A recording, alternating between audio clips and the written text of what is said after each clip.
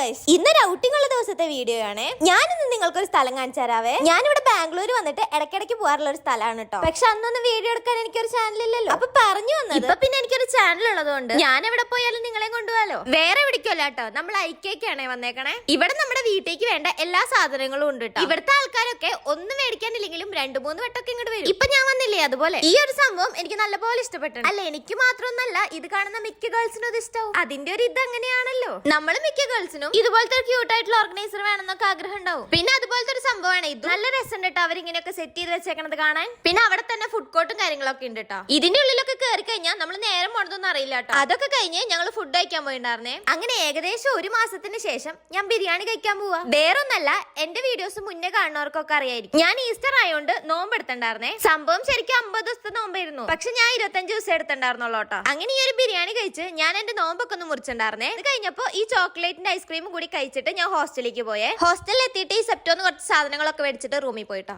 അപ്പൊ ഇന്നത്തെ ഒരു കുട്ടി വീഡിയോ എത്ര ഉള്ളൂ. ഇഷ്ടപ്പെട്ടാൽ സബ്സ്ക്രൈബ് ചെയ്യാൻ മറക്കണ്ട.